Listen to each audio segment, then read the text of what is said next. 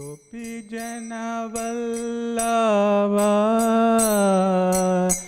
गिरिवरधारी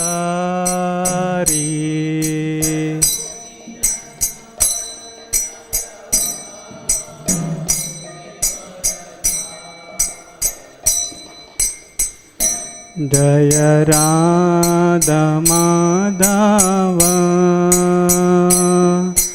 कुंज विहारी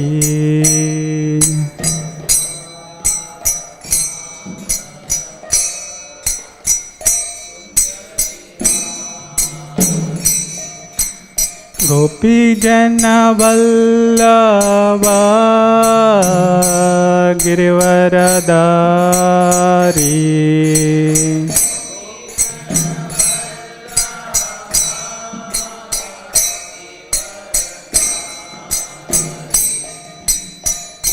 यशोदनंदन ब्रज जन रंजन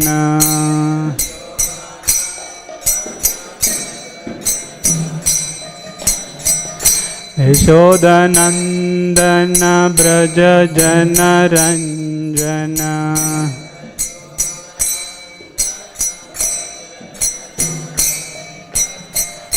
यमुना तीरा वनचारी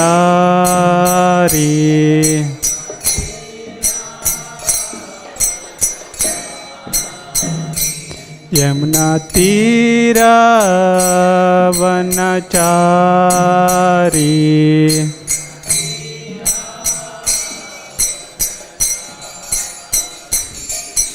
जय राधा माधव कुंज विहारी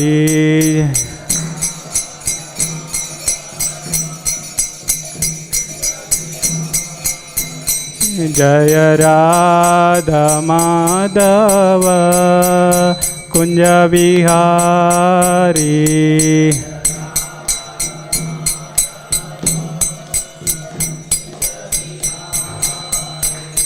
गोपीजन वल्लभ गिरिवरधारी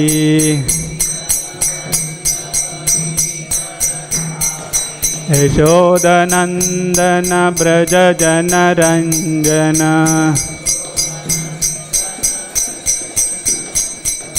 यमुना तीरा वनचारी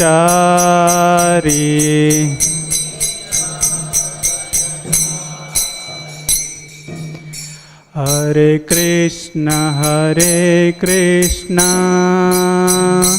कृष्ण कृष्ण हरे हरे हरे राम राम राम हरे हरे कृष्ण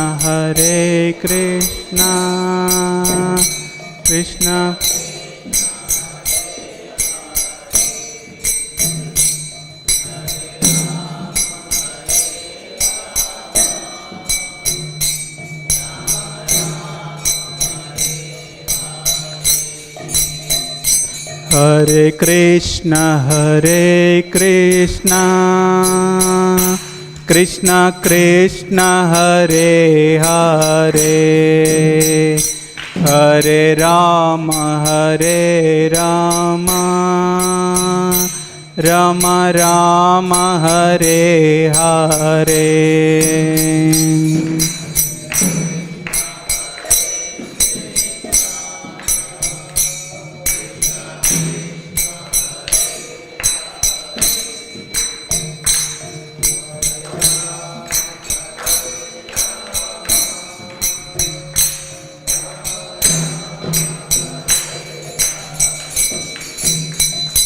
हरे Krishna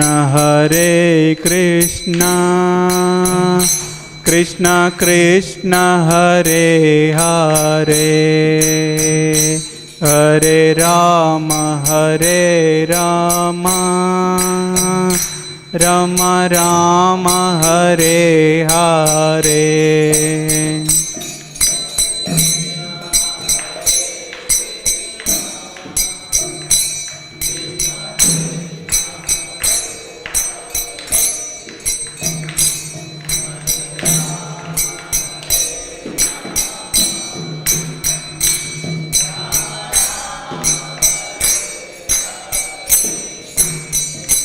Hare Krishna,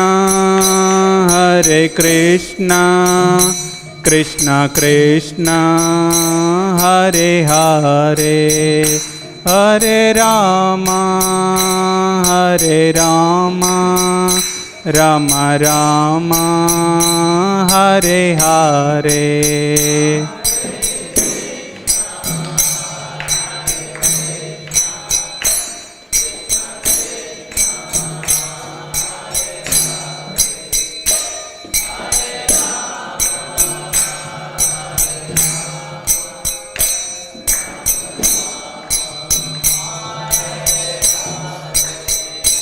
Hare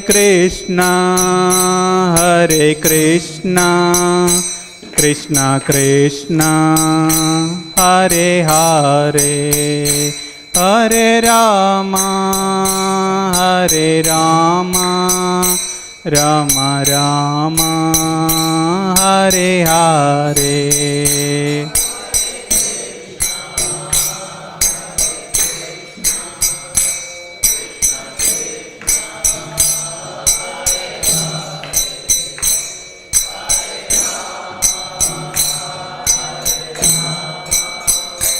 Rama Rama, Hare Krishna, Krishna Krishna, Hare Hare, Hare Rama, Rama Rama, Hare Hare.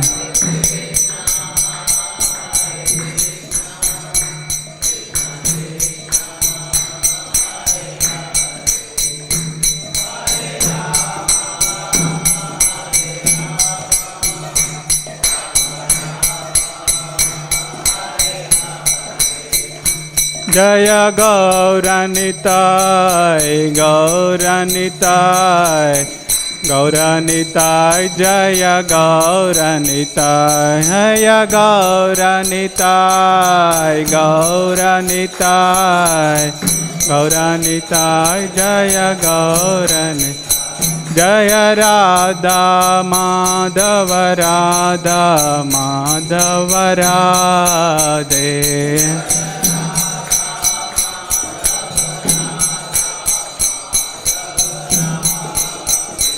Jaya Jagannatha Baladeva Subhadramai Jaya Sudarshana.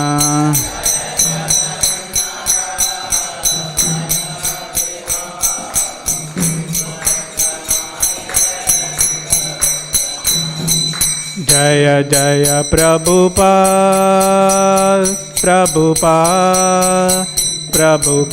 Jaya Jaya Prabhupada.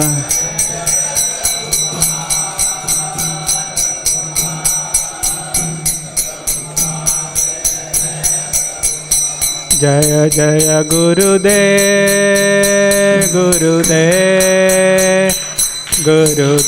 Jaya Jaya Gurudev.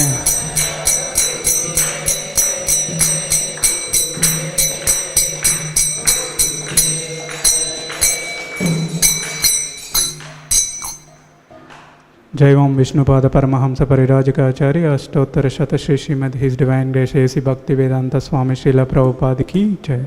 Jai Om Vishnupada Paramahamsa Parirajikacharya Ashtottara Shata Shri Srimad His Divine Grace Bhakti Siddhanta Saraswati Goswami Prabhupada Ki Jai. अनंत कोटि वैष्णव वृंद की जय. नामाचार्य श्रीला हरिदास ठाकुर की जय. प्रेम से कहो श्री कृष्ण चैतन्य प्रभु नित्यानंद श्री अद्वैत गदाधर श्रीवासद गौर भक्त वृंद की जय. सामवेद गौर भक्त वृंद की जय. निताय गौर प्रेमानंदे. Hari Hari.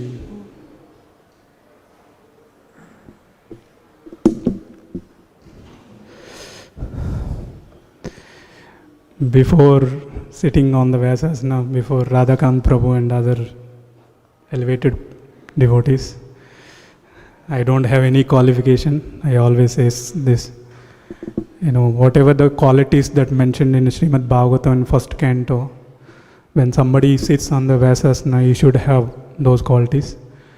But I dare to sit on this Vyasasana to purify my heart.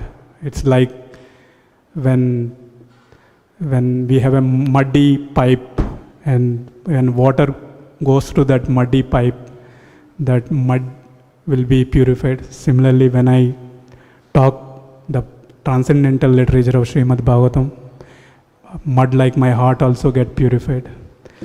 With all your blessings, I will, whatever knowledge that I have, I'll try to assimilate the Śrīmad-Bhāgavatam message. And I try to appeal your intelligence towards Krishna consciousness. Hare Krishna. And today's, the verse number is, it is given to me that Canto 3, Chapter 1, and verse number 15. So, this is a conversation, and Vidura is asking questions. So, let us read the verse. Questions by Vidura. I am very poor in Sanskrit. Please bear with me with my pronunciation and all. Kayena matro pahuhava jihmam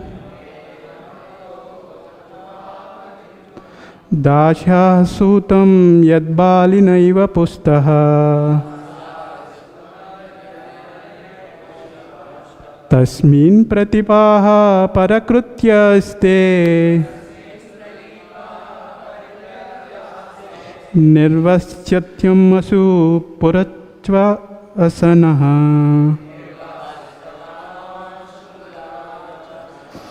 kayena matro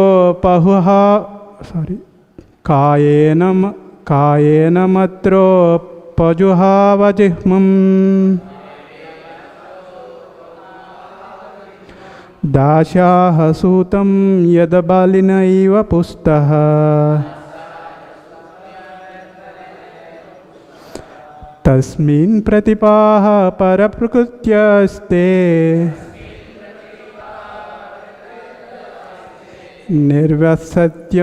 nirvasyatam asu purachvasanaha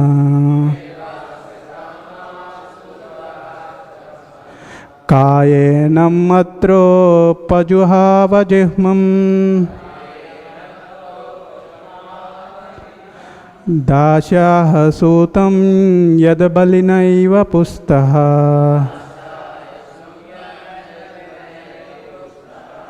tasmin pratipaha parakrityaste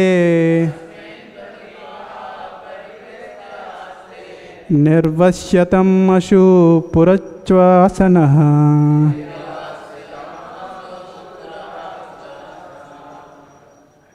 Anybody want to repeat?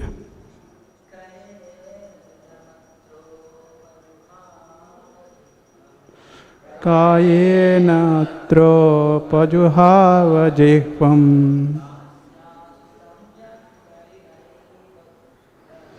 dasyaha sutam yadbalinaiva pusta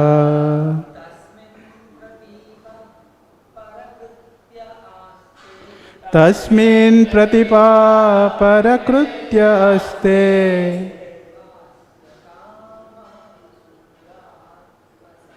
nirvasyatamashu purachvasanaha.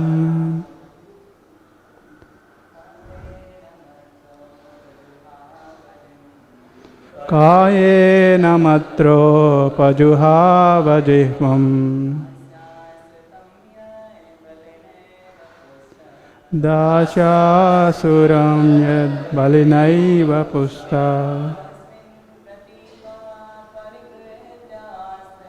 tasmin pratipa parakrityaste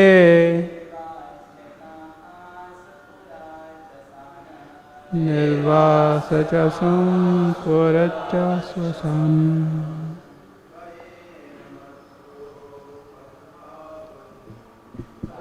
Inayato jihmam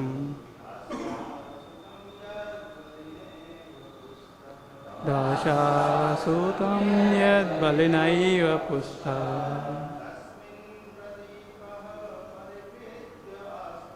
तस्मिन् प्रतिपापरकृत्यस्ते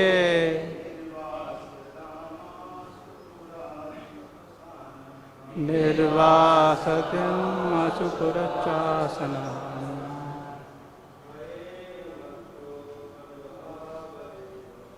कायेन त्रोपजुहावजिह्वम् दाशेयसूतं निर्बलिनैव Pushta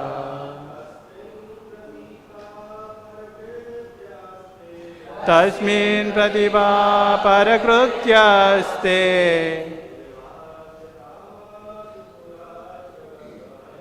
निर्वास्यतामसु पुरज्वासना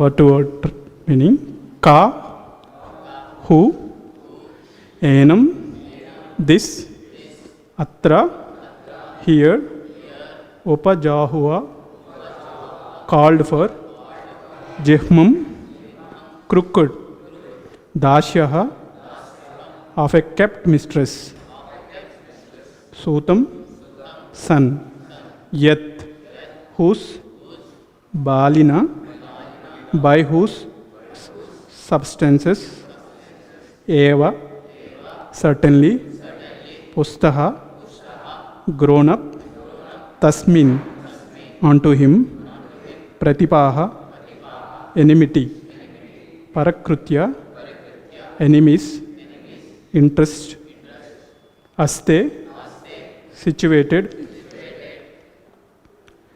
nirvasyatam, get him out, asu, immediately, purat, from the palace, swasanaha, let him breathe only.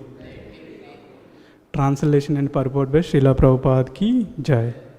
Translation: who asked him to come here, this son of kept mistress? He is so crooked. He is so crooked that he spies in the interest of the enemy against those on whose support he has grown up.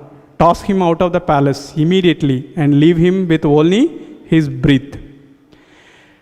Purport: when getting married, the Kshatriya kings would take on several other youthful girls along with the married princes. These girl attendants of the king were known as dasis, or attendant mistresses. By intimate association with the king, the dasis would get sons.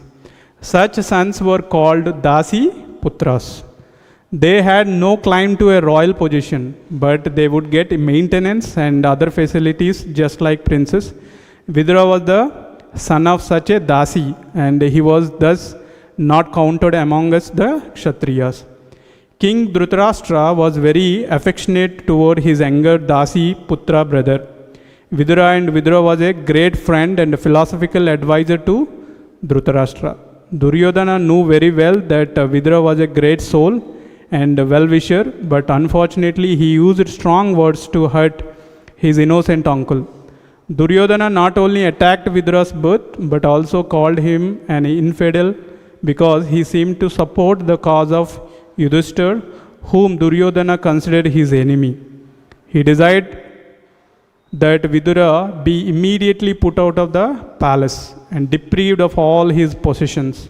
If possible, he would have liked him canned until he was left with nothing but his breath. He charged that Vidura was a spy of Pandavas because he advised King Dhritarashtra in their favor. Such is the situation of palace life and intricacies of diplomacy that even faultless person like Vidura could be charged with something abominable and punished. Vidura was struck with wonder at such unexpected behavior from his nephew Duryodhana, and before anything actually happened, he decided to leave the palace for good. Om Namo Bhagavate Vasudevaya. Om Namo Bhagavate Vasudevaya. Om Namo Bhagavate Vasudevaya.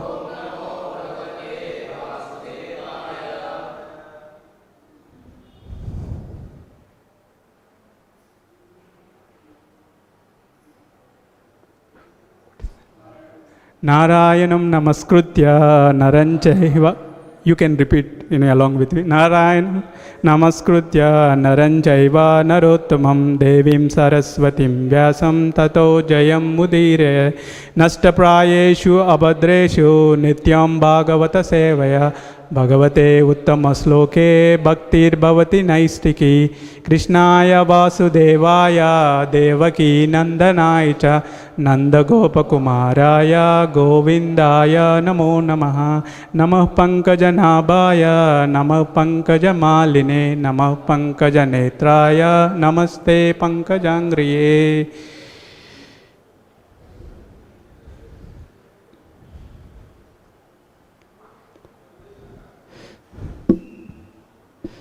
So, you all know that how Vidura was ended up in the family, ended up taking birth in the family of Kuru dynasty. There is this small story behind Vidura's birth in Kuru's family. And Vidura is none other than Yamadharmaraj. You all know that.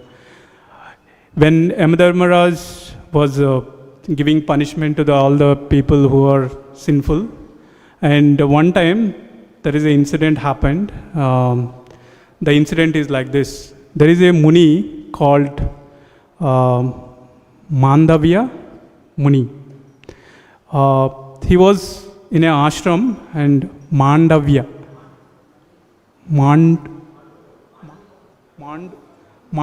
also, he is called Mandavya also. Mandaka and Mandavya, both.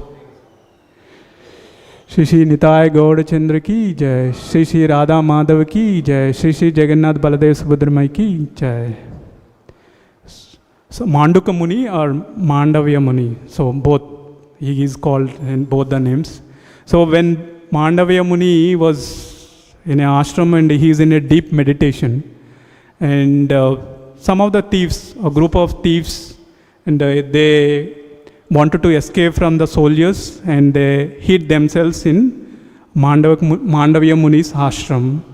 And soldiers came and they searched entire ashram, and they found that thieves were there in the ashram. And immediately soldiers captured the thieves along with Mandavya Muni. And the soldiers presented Mandavya Muni along with the thieves to the king. And without proper process, the king has given punishment to all of them. The punishment is very, very severe punishment, that they should be sit on the lands. That is, you can say, the threshold. They have to sit on the threshold, and the threshold will be pierced, and from their back to their, mouth, something like that. So all the thieves were punished, and finally even Mandavya Muni also made him sit on the tip of the lance.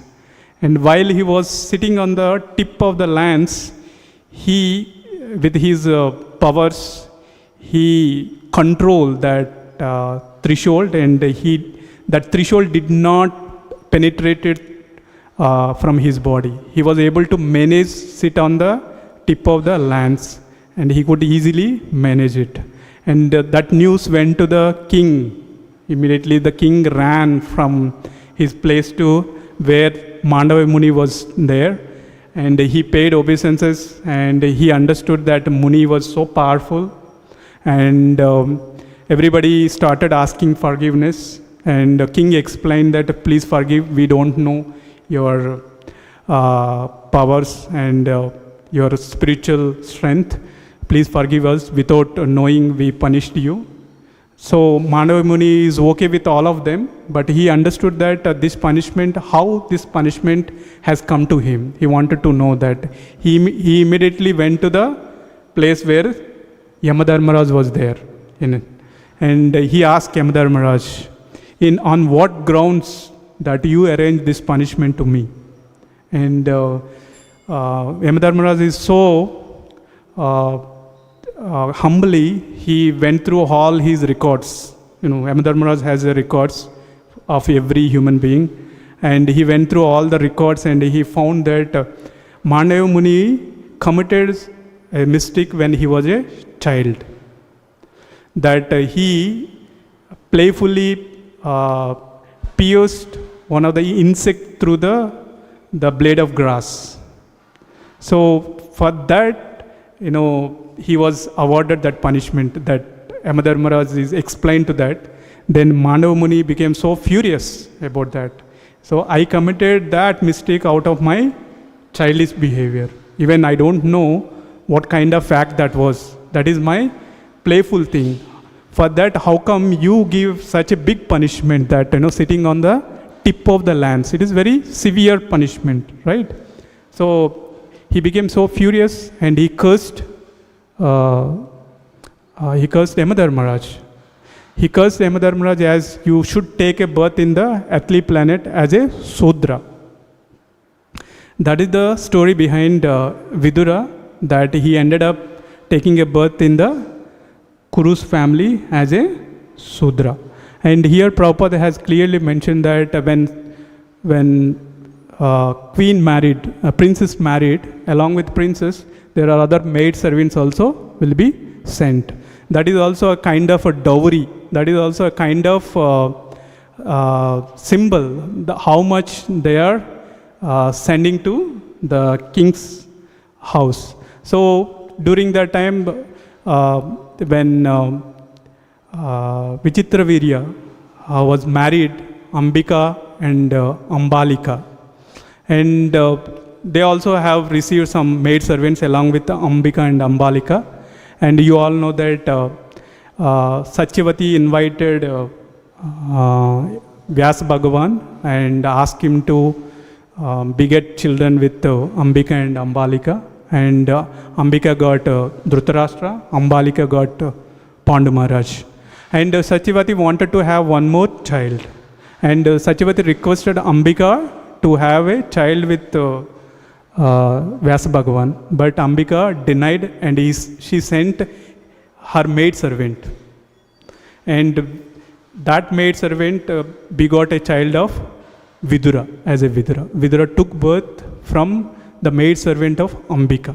And as Prabhupada also mentioned that when maid servants sent from other place, from the girl side, king sometimes have an intimate relation with them and have a sons. Those sons, those children will be taken care properly, but they are not counted as a royal princess. They will be given all the facilities as princes are given, but they are not counted as a royal family. So that is how Vidura has taken a birth in Kuru's family, and he is a younger brother of Dhritarashtra. He is very pious, as we know that he is an incarnation. It's not incarnation; he is an expansion of Yamadharmaraj, and he knows all the dharma, all the religious principles, and he led his life according to dharmic principles. And every time when Dhritarashtra has some queries or doubts, he always consult his younger brother Vidura. And this time also he is in a dilemma situation. That is the context.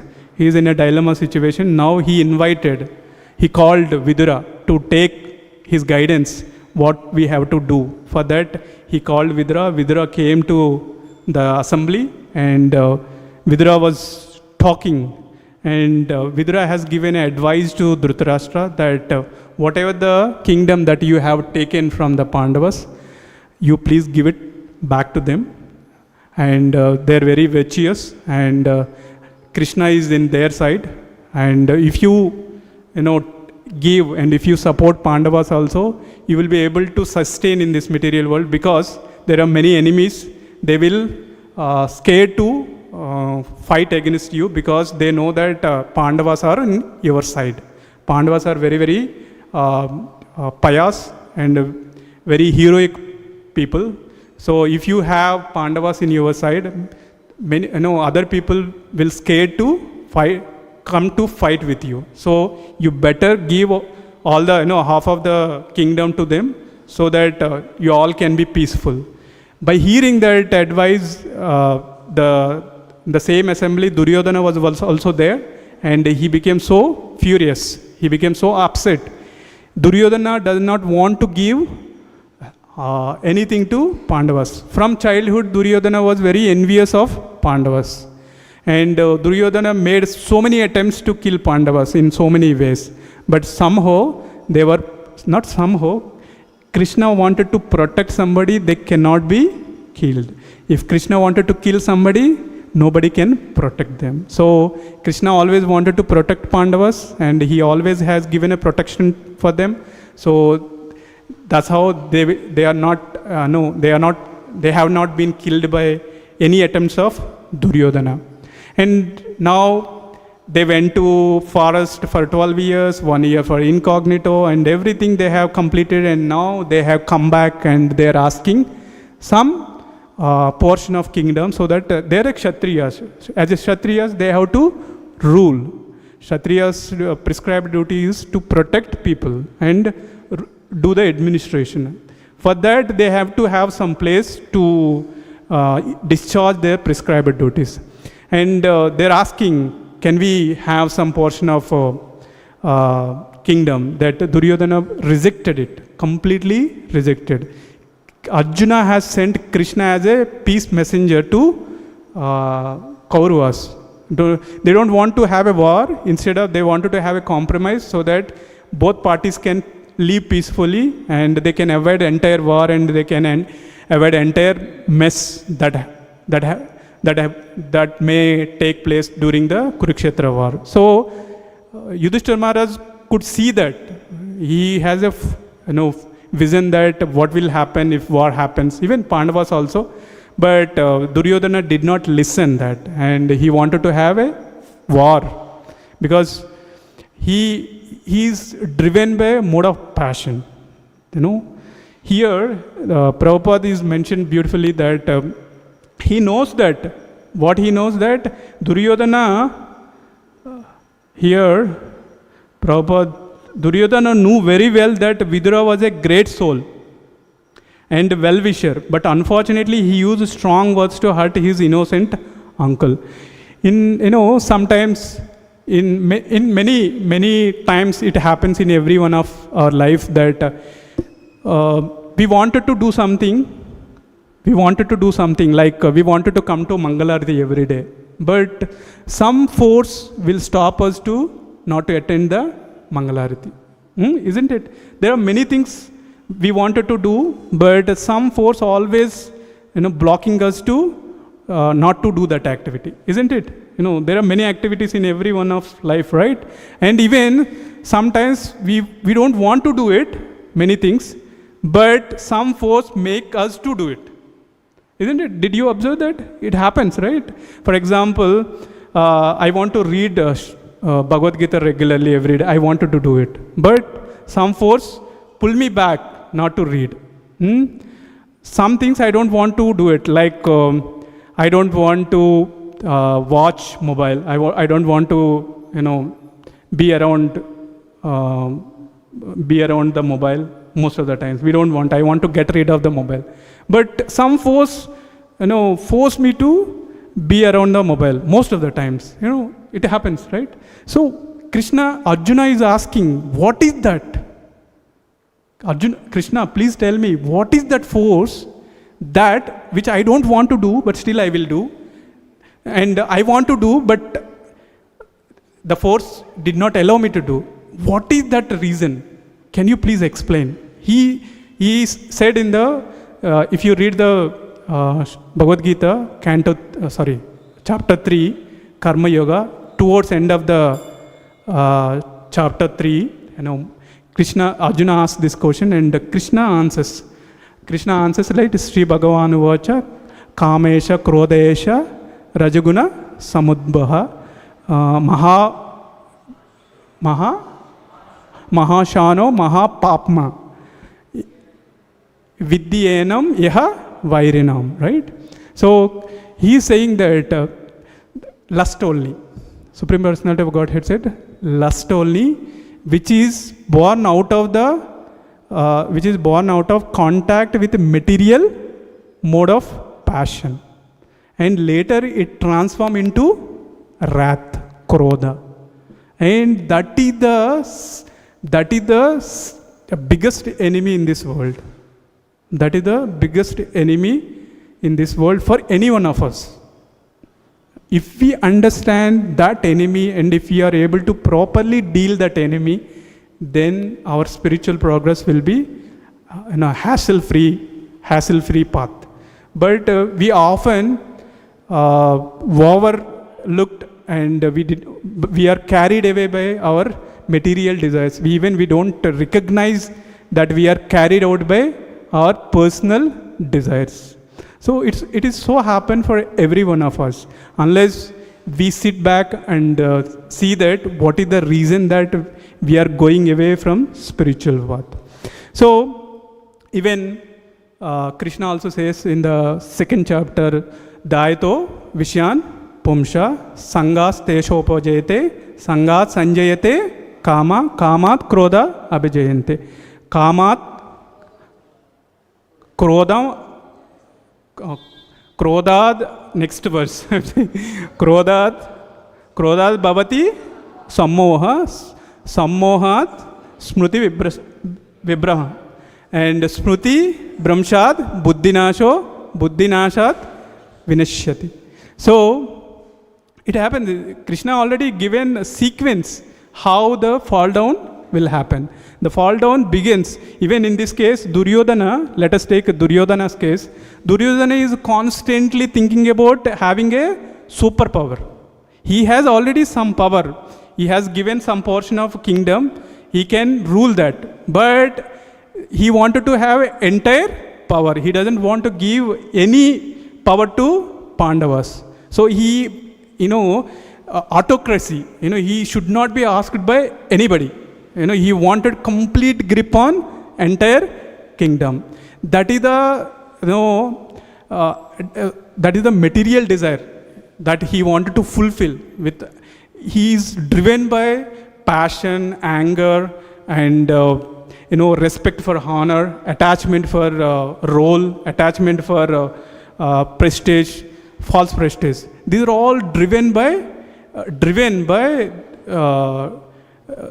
to Duryodhana to commit sinful activities. And due to that, he cheated and he conspired, and due to that, the Kurukshetra war happened, isn't it? Because of his cunning behavior, it led to the huge Kurukshetra war, isn't it? So, Duryodhana is always in the mode of passion. Of course, he is always in the mixed mode, and the mode of passion and mode of ignorance also. But most of the times he is in mode of passion, that he has already some portion of kingdom, but still he wanted to have other portion also. And especially he became so envious about Pandavas during the Rajasuya Yajna. You remember that the Rajasuya Yajna, Yudhishthira Maharaj given some portion of kingdom, Indraprastha. He established Indraprastha and he conducted Rajasuya Yajna. When he conducted Rajasuya Yajna, especially everybody has given some roles to manage that entire event. Even during our Janmashtami or any festival, everybody will be given some roles to manage it. Similarly, in Rajasuya Yajna also, everybody has given some roles to manage that. And Duryodhana especially was given a role that whatever gifts that people who bring from the Rajasuya Yajna, he has to collect. So that is, when people coming to Rajasuya Yajna, they brought many valuable gifts, very valuable. By looking at that, Duryodhana's envy is triggered like anything. It is into the next level now. And if you read the Bhagavatam, the many places, Duryodhana said that I want to commit suicide. When he received all the gifts, he went home and he wanted to commit because he could not bear the opulence that Pandavas has received. The glorification that they have received, that he could not bear it. Anything that happens to Pandavas, that he could not bear. And he could not do anything except, committing suicide. Every time he says like that. And every time he says that, and Sakuni will come and pacify him. And this time also Sakuni comes and he pacified him and say that, no, don't worry. We will do some kind of crooked thing and we will take it back, everything from the Pandavas. They did the gambling and they cheated Yudhishthira Maharaj. They, took everything of the Pandavas and they were sent to the forest and they came back.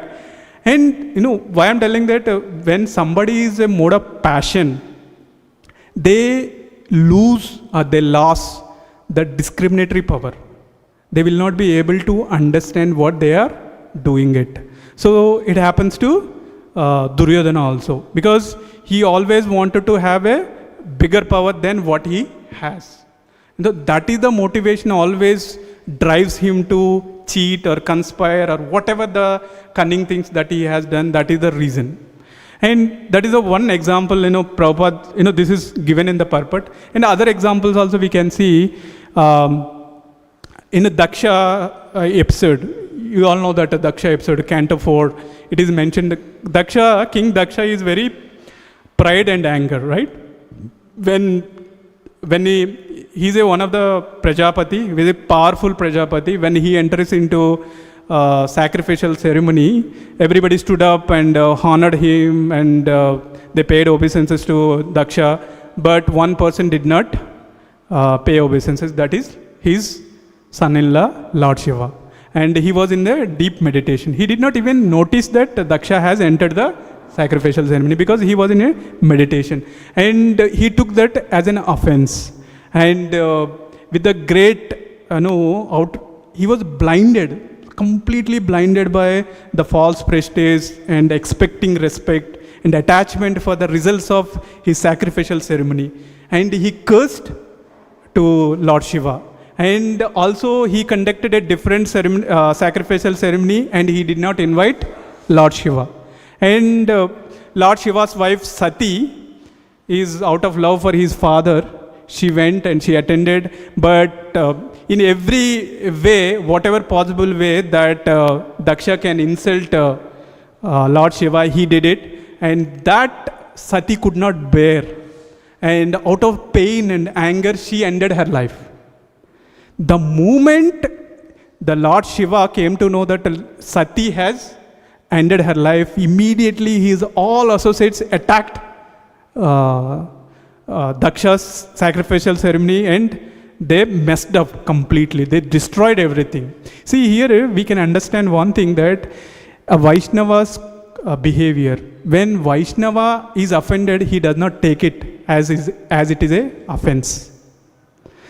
When somebody is conducting his life according to dharmic principles, according to Śrīmad-Bhāgavatam and Bhagavad Gita, according to the scriptural injunctions, they will not take, even if you offend them, as an offense.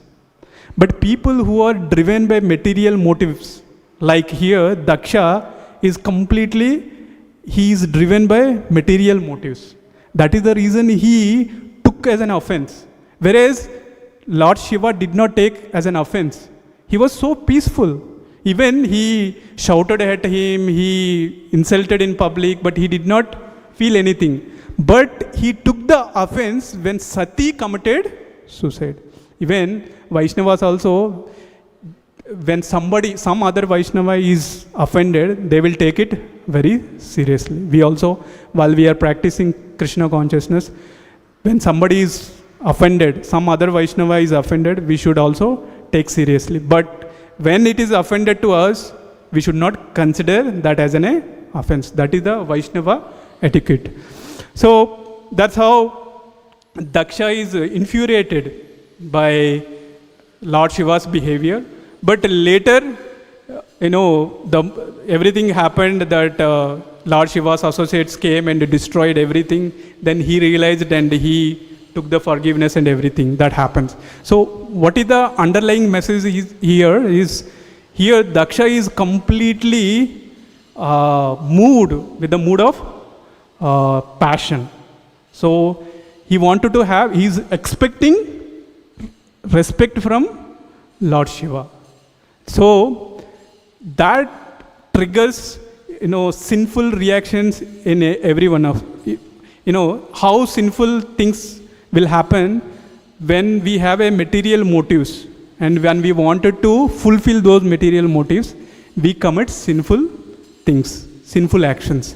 If our motives are very pure and towards pleasing Krishna and Krishna's devotees, then we will not commit any sinful activities. But whereas when our actions are our center around, if we keep ourselves as a centered and do things, then those activities will become a sinful activities. This is one example that we can see. And the other example, in Ramayanam, you can see Vishwamitra, you all know that, right? Vishwamitra was so envious of Vasishtha Muni. And Vasishtha Muni has a lot of powers because of a Kamadhenu. He has a Kamadhenu.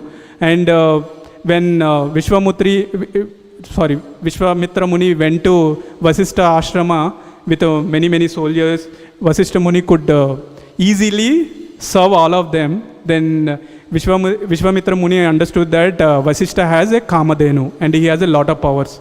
Then he is a king, right? Vishwamitra Muni initially is a Kshatriya. He is a king. And by seeing Vasishtha's powers and everything, he thought that I want to become a saintly person, a rishi, like Vasishtha. Then he went to forest and he spent many years to become a rishi or a muni.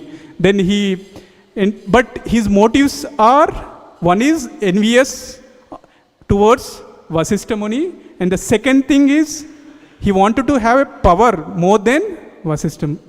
And these two are material motives. It's not a pure spiritual motives. That is the reason while he was doing a tapasya, he was easily tempted. When Manaka from heavenly planet, she came and disturbed, he easily got disturbed, and he got married with Manaka and he spent many years. And after many years, then he again realized.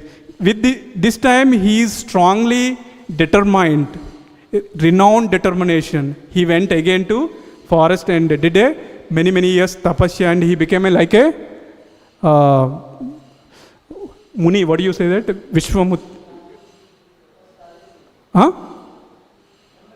Brahma Rishi, yeah.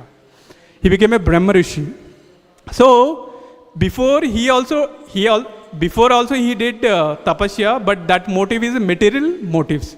But later when he did, he really wanted to make his heart pure. That is the reason he became a Brahma Rishi.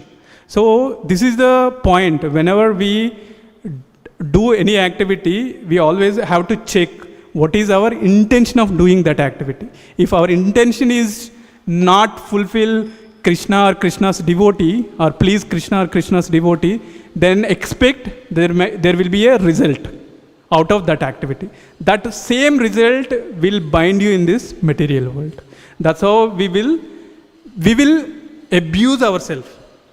Every material activity is a self-abuse for us, right? While you are doing any material activity, it is nothing but we are abusing ourselves. We may not be able to understand how we are abusing ourselves, but in long term, if you look at the bigger picture, how you are abusing yourself is like you're accumulating karma.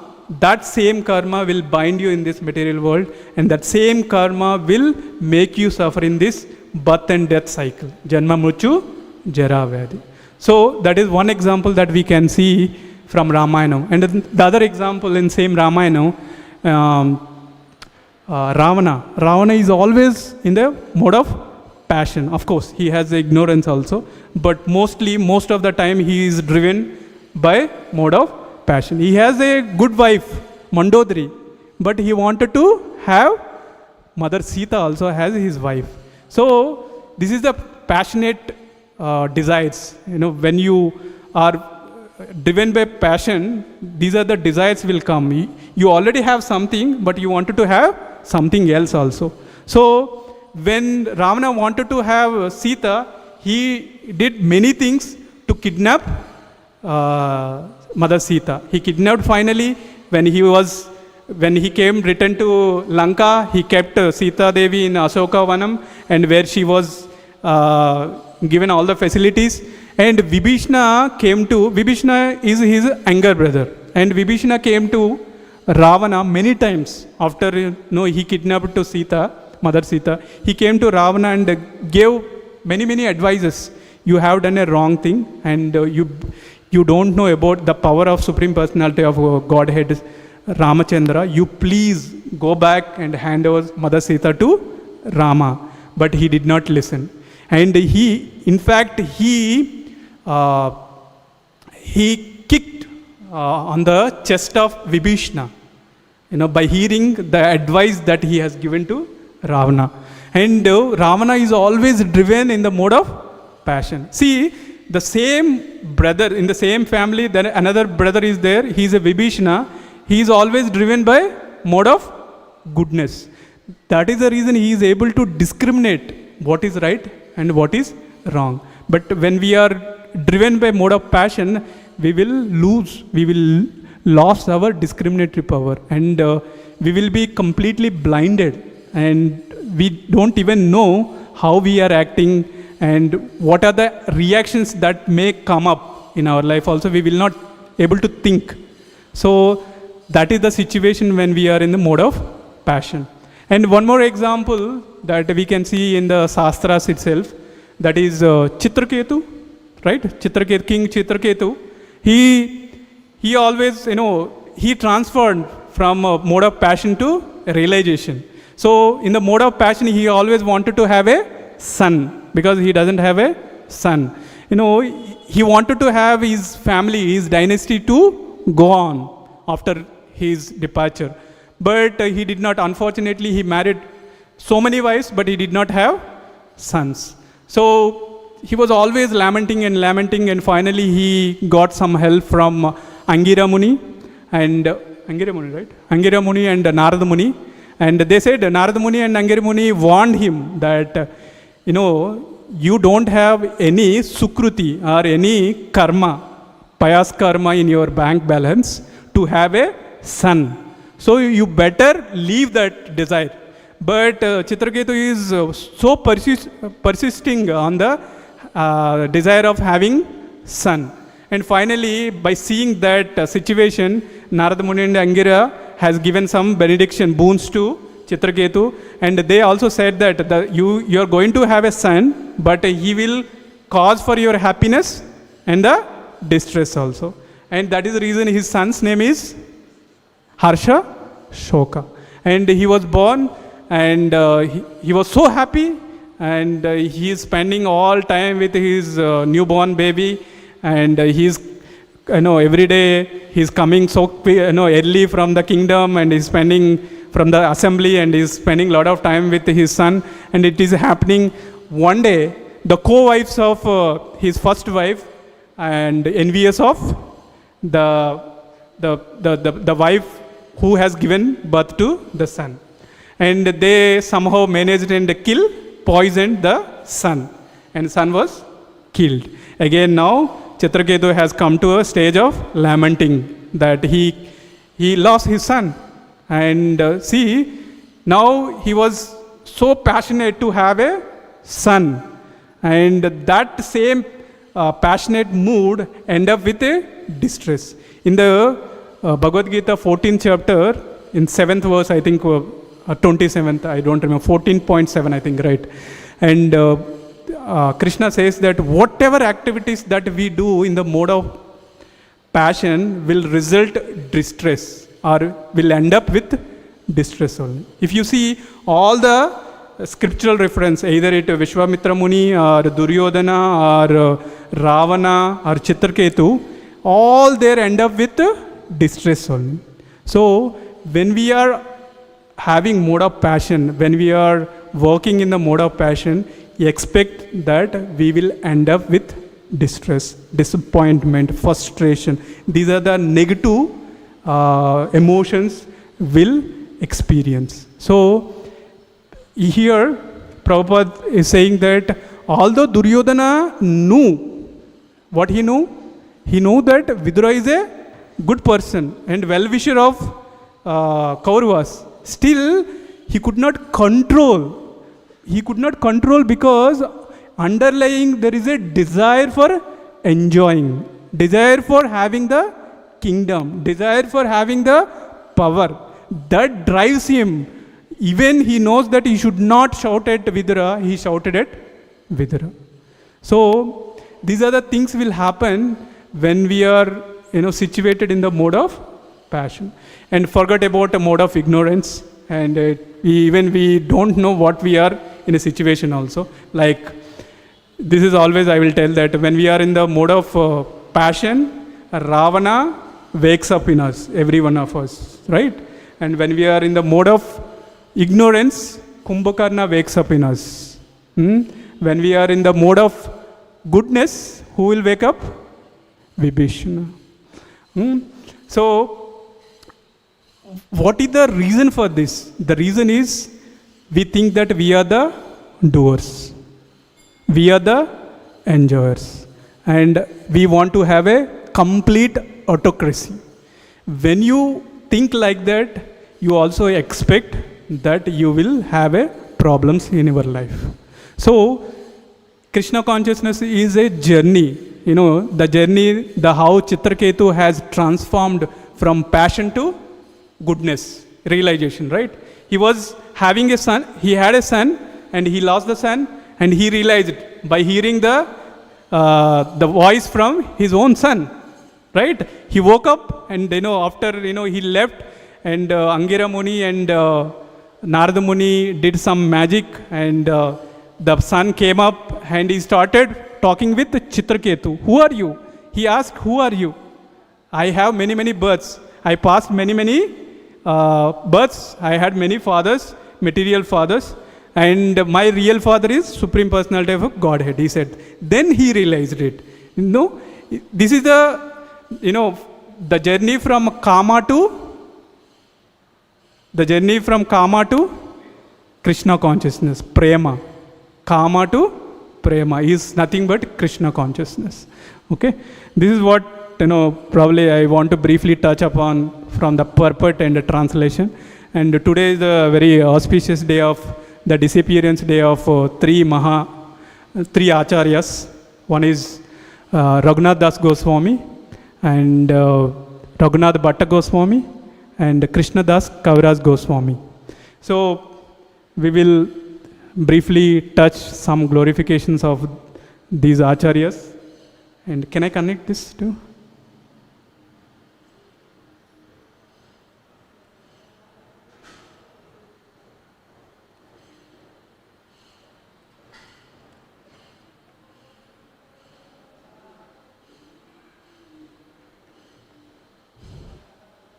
Prabhu, we have time, right?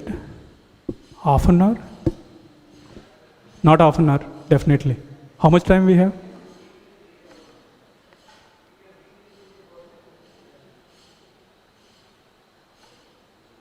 Quickly, you want me to? Yeah.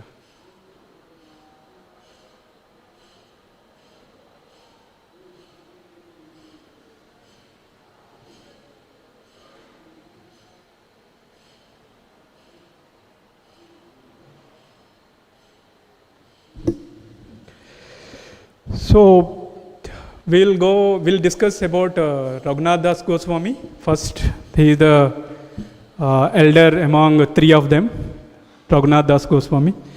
Raghunath Das Goswami, there is, they are manjaris. They have eternal bodies, call it as a Siddha Dehas. We all have a Siddha Dehas. While we are in this material world, we have a material body. And when we go back to spiritual world, everybody has a Siddha Dehas. Okay? Like this Raghunatha Das Goswami has a Siddha Deha. He is one of the Manjari, one of the assistant of Srimati Radharani. He is called Rasa Manjari or Rati Manjari, and sometimes also Bhanumati. He is also called Bhanumati, or she. In the spiritual world, she is called Bhanumati. And this particular picture, I wanted to give a little brief about Raghunath Das Goswami. Raghunath Das Goswami is known for his renunciation.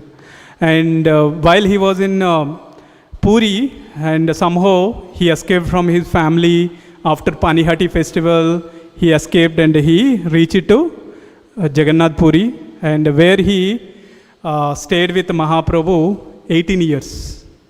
And Raghunath Das Goswami, one who has first got the association with Chaitanya Mahaprabhu, among other 5 Goswamis.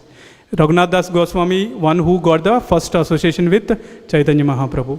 He got the association, way before he met in Jagannath Puri through Yadunandana Acharya and Balarama Acharya and Advaita Acharya. In the house of Advaita Acharya in Shantipur, twice Raghunath Das Goswami met Chaitanya Mahaprabhu, and every time he met Chaitanya Mahaprabhu, he says that I want to come with you. And Chaitanya Mahaprabhu says, wait for some days, don't come, and don't show that Markata Vairagya, that monkey renunciation. You stay with your parents, and when the suitable time comes, you please come to Puri.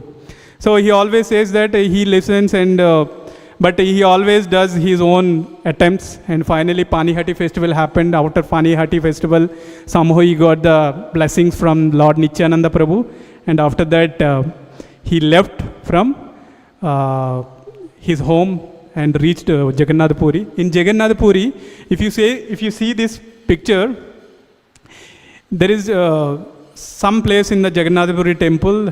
What they do, they offer prasadam, they offer bhoga to Jagannath, and they take that prasadam and put it in the Anand Bazaar, and they sell to other devotees, and if it is spoiled, and they will throw that prasadam to the cows nearby temple, where cows will come and eat that spoiled, some portion of the spoiled prasadam. And where Raghunath Das Goswami used to go, and after eating the cows, it's not before cows eating, after cows eating that whatever the spoiled prasadam is thrown, the cows ate, and if they left anything, then Raghunath Das Goswami went and see that prasadam, whatever that spoiled prasadam left over there. The rice, when it is spoiled, it is very fluffy outside, right? And whatever that loose thing that he cleaned, and whatever the strong, the rice that has, he took that, he used to eat that, as his meal every day. That kind of renunciation that he had. How he has reached that renunciation is, there is flow, and it goes like this. When Raghunath Das Goswami came to Jagannath Puri, he is a billionaire. There are two kinds of renunciations. One renunciation is, you don't have something and you don't endure anything to have them. That is one kind of renunciation. That's okay. That is basic level. And when you have everything and you have many things and still you don't want to have, that is the highest kind of renunciation. That is the kind of renunciation that Raghunath Das Goswami has exhibited during his days in Jagannath Puri. When he came, and finally his father accepted Raghunath Das Goswami to stay with Lord Chaitanya Mahaprabhu. He was staying, and he came to know that Raghunath Das Goswami is in Puri, and he sent many assistants to assist Raghunath Das Goswami, and he sent many money also, and Lakshmi, and by using that Lakshmi, Raghunath Das Goswami invited all the Vaishnavas and feed them. That is the duty Raghunath Das Goswami used to do, and few days later he stopped it. and he did not call anybody. And then Chaitanya Mahaprabhu inquired from Sarvabhauma Bhattacharya that what happened. Then Sarvabhauma Bhattacharya said that now Raghunath Das Goswami is not inviting. He felt that taking money from materialistic people and feeding Vaishnava is not a good way to do. So he stopped it. Then Chaitanya Mahaprabhu felt happy. Oh, nice, he said. Nice renunciation. Then what he is doing now? Chaitanya Mahaprabhu asked Sarvabhauma, but how he is maintaining? Then Sarvabhauma Bhattacharya said that he is standing before the Simhadwar in Jagannath Puri temple, and whatever the prasadam they are giving as a mendicant, and he is receiving brahmanas, whoever brahmanas coming there and giving the prasad, he is taking and sustaining. He said, Chaitanya Mahaprabhu said, very good, this is nice renunciation. Then few days later, even Raghunath Das Goswami was not seen at the gate of Simhadwaram also. He was, where he is now, again Chaitanya Mahaprabhu asked, where is he now, how he is maintaining? Then Sarvabhauma Bhattacharya said that now he is going to, he felt like he is a prostitute. One day one person may give, one day other person may give, he is expecting something from others. He felt it is a prostitution. So he left from that place also. He went to a place where all mendicants sit and they give prasadam for only mendicants there, the beggars, where he is sitting and taking prasadam. Chaitanya Mahaprabhu felt so happy, great, very good, high, next level of renunciation. Then even some days, he is receiving prasadam in the where beggars used to receive. Even he stopped receiving that also, because he felt that because he is taking prasadam, other may not take that prasadam, other may miss that prasadam. So he felt little guilty that he doesn't want to take even from there also. So that is the kind of renunciation he followed, and that is escalated till the place where he is coming and just taking, which is thrown for cows. It is completely, half of the prasadam is spoiled, literally. But still he is washing that whatever the spoiled prasadam and he is eating. One day Chaitanya Mahaprabhu came and he asked, can you also serve me? You are taking a Maha prasadam and you are not giving that prasadam. And Raghunath Das Goswami is not so happy to give that offer to Chaitanya Mahaprabhu, but Chaitanya Mahaprabhu grabbed from Raghunath Das Goswami and he ate it. So Chaitanya Mahaprabhu is so happy. Even Chaitanya Mahaprabhu, one of the teaching is like that, Yukta Vairagya. Yukta Vairagya, right? Vairagya Vidya Nija Bhakti. So he is one of the principal teaching of Chaitanya Mahaprabhu, that is not Chaitanya Mahaprabhu told and Raghunath Das Goswami is doing it. It is internally that is driving Raghunath Das Goswami to reach that kind of renunciation. And few pastimes of Raghunath Das Goswami is very beautiful pastimes, two small pastimes. You hello. So I will narrate. And one beautiful pastime that when Raghunath Das Goswami was in Radhakund, banks of Radhakund, he took a vows, and he did not have meal like we are having. He used to have only once in a 2 days a leaf cup of buttermilk. That's it. Nothing more than that. And he's taking every once in a 2 days. And his assistant is Krishnadas. And one day Krishnadas brought, probably I'll go. Yeah. One day Krishnadas brought one big leaf cup, thinking that Raghunath Das Goswami may take a little more than usually. And Raghunath Das Goswami is happy by seeing that cup, because he appreciated, because Krishnadas is having some concern towards Raghunath Das Goswami, that at least he will take little more. So with that mood, he started drinking that buttermilk. And while he was drinking, he just asked Krishnadas, where did you get this leaf cup? And Krishnadas replied that there is a place, Sakistali. There is a place called Sakistali. There, Parasa tree, right? Parasa tree leaves. And there I got that, these big leaves. Immediately, Raghunath Das Goswami threw that glass. Because that Sakistali is the place of Chandravali. And Raghunath Das Goswami is always in the mood of side of Radharani. If you all know that Radharani is a west wing, what do you say? Opposite wing, right wing and left wing. Radharani is, if you consider left wing, and Chandravali is a right wing. There are some always rebel between, it is a pastime. Even Chandravali is also expansion of Radharani. We should not consider she is not, in that level. It is all in a transcendental pastimes of Krishna and Radha. To increase the mood of Radha and Krishna, Chandravali character was created. And always Chandravali comes, the separation between Radha and Krishna increases. So for that purpose, Chandravali pastime happened. And the moment the Raghunath Das Goswami understand that leaf was from the Sakistala, he threw and he said that don't ever bring anything from Sakistali. So he became so upset, became so furious and serious about Krishna Das. But it is a transcendental. It's not like he has a grudge feelings towards Chandravali. In fact, when Krishna left from this material world, when Radharani is becoming so in the mood of separation with Krishna, even Chandravali also felt the same thing. When Chandravali is in the mood of separation, Radharani personally went to Chandravali's place and she console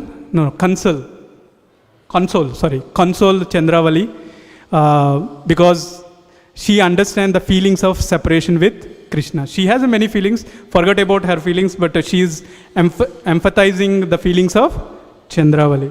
So that's how we should understand. It's not like material rebellion feelings between Raghunath Das Goswami or Chandravali's place.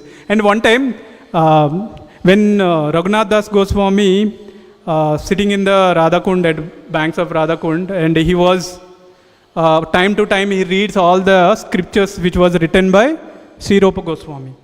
All the whatever he gives, that he gives to Sanatan Goswami, at the same time Raghunath Das Goswami also.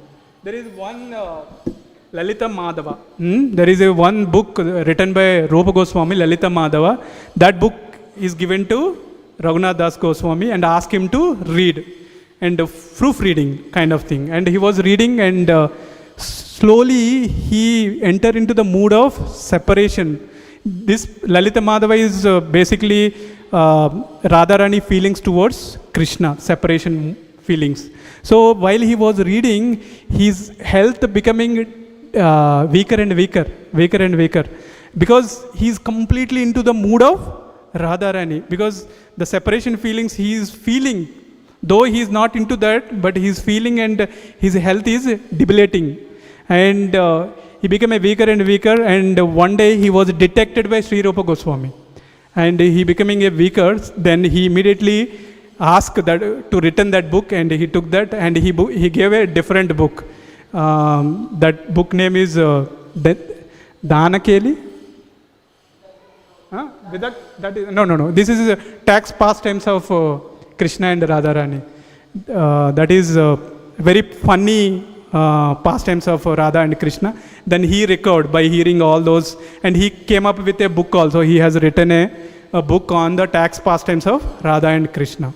And one time, one more pastimes, and one time when Raghunath Das Goswami became so weaker, he has a diarrhea. He's hardly having a buttermilk once in 2 days. How come he has a diarrhea? Everybody was surprised why he's having the diarrhea. And all the Krishnadas means is a doctor. Doctor is called Krishnadas. First Krishnadas number 1 came and detected what happened. and he confirmed that he had a sweet rice, huge sweet rice. How come he had a huge sweet rice? He is having only buttermilk once in 2 days. How come he had a huge sweet rice? They could not believe the Krishna Das what he said. And the next Krishna Das 2 came. He also confirmed the same thing. Krishna Das 3 came. He also confirmed the same thing. Then Raghunath Das Goswami revealed that he entered into the Nitya Leela of Radha Krishna, where Radha Krishna having a sweet, the pastime of sweet rice, having sweet rice, everybody. As a Manjari, she also had huge sweet rice. That causes diarrhea to the Raghunath Das Goswami. That is a sweet pastime of Raghunath Das Goswami. And this is already told. And Raghunath Das Goswami, very strict in regulations. It is like when you write something on the stone, it cannot be erased. Same like whatever vows that he committed, it is like lines on the stone. He, pay obeisances, some 2,000 obeisances to all the Vaishnavas and Krishna nearby the temples. And he was so old, but even if he is so old, he goes to the temple and pay the prostrate obeisances. And Prabhupada one time says that, this is the Prabhupada says, if somebody, anybody wants to take bath in the Radha Kund, if you want to take bath in the Radha Kund, these are the instructions from Srila Prabhupada. Raghunath Das Goswami showed how to live in Radha Kund. He was circumambulating Radha Kund, falling down. Dandavat Pranam. Dandavat Parikram. You know that, right? How they do. When you are in Vrindavan, you will see that there are many people, they do Dandavat Parikram around the Govardhan, around Vrindavan, around the Radha Kund and Shyam Kund. So, that is the Radha Kund Vasi. Not only counted holy names, but offering obeisances so many 100 times. He so much vairagya he showed. He can take bath in the Radha Kund.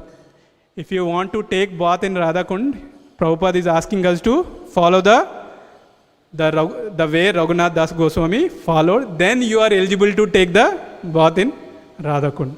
And when I heard that many people came to the Maharajas and they asked, can we take the bath in Radha Kund? If they want to take bath in Radha Kund, follow this instruction from Srila Prabhupada. So this is about few things about Raghunath Das Goswami. I am skipping many things.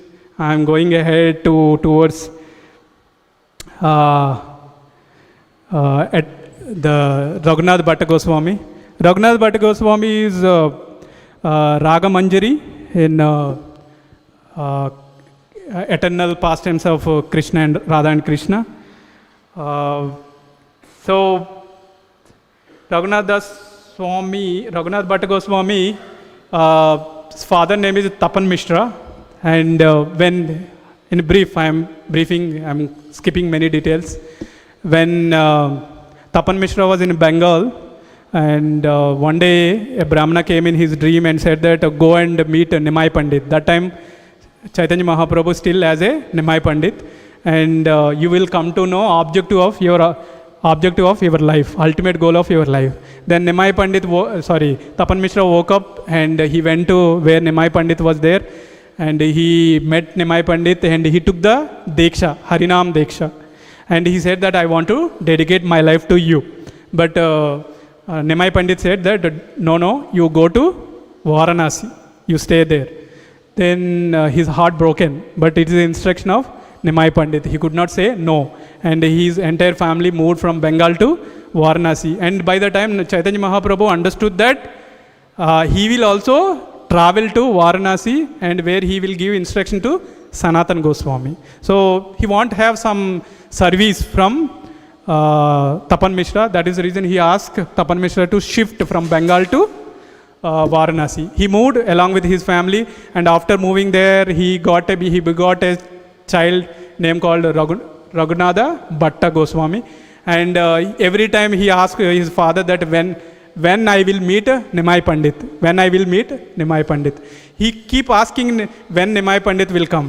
And one day, while Tapan Mishra was taking a bath in the Varanasi, in the Ganges, one of them, what is the god name? Markata. There are many gods, I forgot that god name. In one of the god where he is taking a bath, while he was taking a bath, in Varanasi there are many Mayavadis, right?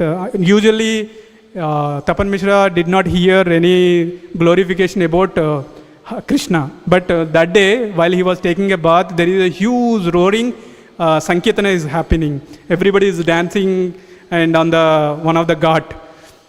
And he saw that, he was surprised, and he went there and he saw that there are many people are jumping, and finally he saw that Chaitanya Mahaprabhu in a saffron dress with a shaven head. And he became so distressed, at the same time he is so happy, because he saw Chaitanya Mahaprabhu as a Nimai Pandit, which very beautiful curling hair and very young boy. But when he saw Chaitanya Mahaprabhu in the shaved head and a saffron dress, he could not bear that, but he was so happy, at least he could take darshan of his Lord. And he went and he prostrated obeisances, and he took him into his home. While he was there at his home, he gave his association to Raghunath Bhatta Goswami. And while he was eating, Raghunath Bhatta used to clean his plate and where he sit place also, and massage him like the way Gopal Bhatta Goswami when he met at South India, right? Venkat Bhatta's house. Similarly, same pastime with Raghunath Bhatta Goswami also. And after it happened, and Raghunath Bhatta wanted to go with Tapan Mishra also wanted to go with Chaitanya Mahaprabhu, but Chaitanya Mahaprabhu said that no. By that time, Chaitanya Mahaprabhu converted so many Mayavadis into devotees there in Varanasi. So he asked, now recently they converted, you please be here and give your association so that they will sustain in devotion. And he gave that service to Tapan Mishra. Tapan Mishra stayed back in Varanasi and he left. And he came back and he gave instruction to Sanatana Goswami about Krishna consciousness. And after that he left to Puri, where he spent all his 18 years of time, final pastimes of Chaitanya Mahaprabhu in Gambhir. So when Chaitanya Mahaprabhu was in Gambhir, there is a festival, Radayatra came, and all wanted to, Tapan Mishra's son, Raghunath Bhatta wanted to go and be part of that Radayatra festival, and he asked permission from his father. Father agreed, and now he went to Chaitanya Mahaprabhu and he met. By the time Raghunath Bhatta went to Puri, his glory is already glorified in Puri. Everybody came and paying obeisances to Raghunath Bhatta, because when the what do you say, that when you have a fragrant flower in the even midst of forest also, people will go and pluck that, right? Because that smell attracts. Similarly, the Vaishnava qualities will attract everybody. So similar way, Raghunath Bhatta Goswami's qualities attracted all the Vaishnavas, and every Vaishnava came and they paying obeisances to Raghunath Bhatta. And he went to Chaitanya Mahaprabhu, where he stayed in Gambhir. When he entered into the place where Chaitanya Mahaprabhu was there, and he entered into there, and he met Chaitanya Mahaprabhu, and Chaitanya Mahaprabhu asked, who are you? And then Raghunath Bhatta says that, I am Raghunath Bhatta Goswami. No, so he's not a Goswami, I am Raghunath Bhatta. Who is Raghunath Bhatta? Then, he took little pause and he understood that. Then he immediately said that, I am only one of your servant.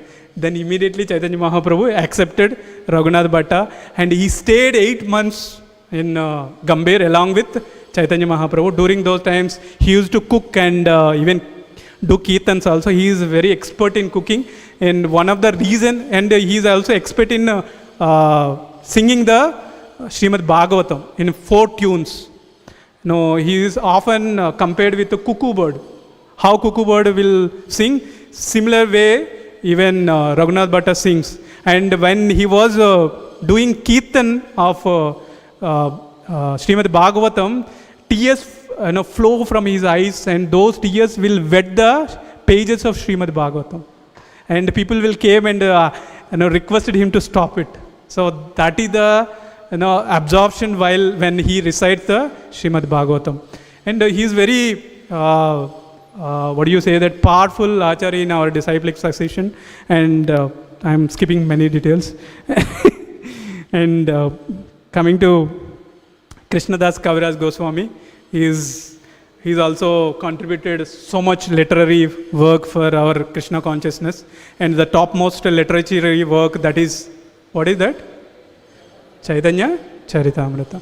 And even our Krishna consciousness philosophy is stood up one side on Chaitanya Charitamrita and the other side is Śrīmad-Bhāgavatam. And Bhakti Siddhanta Saraswati Thakur says that if at all the books in this world are destroyed, if you have only two books, Śrīmad-Bhāgavatam and Chaitanya Charitamrita, still you will be able to achieve the ultimate goal of your life. If it happens, even Śrīmad-Bhāgavatam loss, it's okay. If you have a Chaitanya Charitamrita, you will be able to achieve the ultimate perfection in our life. So that is the literary work that was given to us by Krishnadas Kaviraj Goswami. Krishnadas Kaviraj Goswami is very, very scholarly person. He is a poet and he is a king of poet. Is Krishnadas Kaviraj. Kaviraj means king of poet. And he has a brother Shyamdas. When Shyamdas committed little information, when Shyamdas committed some offense towards Nityananda Prabhu, immediately he disassociated with his own brother. And on the same day, Nityananda Prabhu came in his dream and said that, you please go to Vrindavan and take shelter of Goswamis. And he took the shelter, and his spiritual master is Raghunatha Das Goswami. Because Raghunatha Das Goswami, he heard, or he was personally witnessed to Lord Chaitanya Mahaprabhu's final pastimes. Because he was there in the Puri, in the Gambhir, and he personally witnessed all the pastimes of Chaitanya Mahaprabhu. And the same pastimes he started narrating while he was in the banks of Radhakund. And while he was narrating, one of the audience is Krishnadas Kaviraj Goswami. And he heard everything, and he put that all the Chaitanya Mahaprabhu's pastimes in the form of Chaitanya Charitamrita. And he preserved that philosophy and that prema for all of us. And with the grace of Krishnadas Kaviraj Goswami and grace of Srila Prabhupada, we will be able to receive the Chaitanya Charitamrita, ultimate book of the Grantaraj. Of course, Śrīmad-Bhāgavatam is also Grantaraj, Chaitanya Charitamrita is also a Grantaraj. So we all are so fortunate to receive such a literature through the Acharyas of Krishnadas Kaviraj Goswami and Raghunatha Das Goswami. So we should be always thankful. And the final thing that, this is the final thing that I wanted to leave, and then I will close. So while we are surrendered to a Vaishnava, what does it mean? Surrender means whatever the Acharyas has given to us, if you are able to preserve that, and if you are able to follow, nothing more than that. Nothing more than that. That is what the real surrenderance is. The real surrenderance is we can do to Krishna or the Acharyas is whatever they mentioned in the scriptures, if we are able to follow, if we are able to practice our sadhana perfectly without compromising, that's what the real surrenderance to Krishna and his devotees. Hare Krishna. I'm so sorry for taking a lot of time because I was given a little bigger topics, because today is the auspicious day of disappearance day of 3 Acharyas. And I'm not happy because I did not cover many of the things, but what are the time limit that I could cover, I covered it. If you have any questions, 1 or 2, or if you don't have questions also, I'm happy. If you have any corrections, please correct me. Quickly we'll correct and we'll discuss. Hare Krishna. No questions? ग्रंथराज श्रीमद्-भागवतम की जय। श्रीला प्रभुपाद की जय। श्रीला प्रभुपाद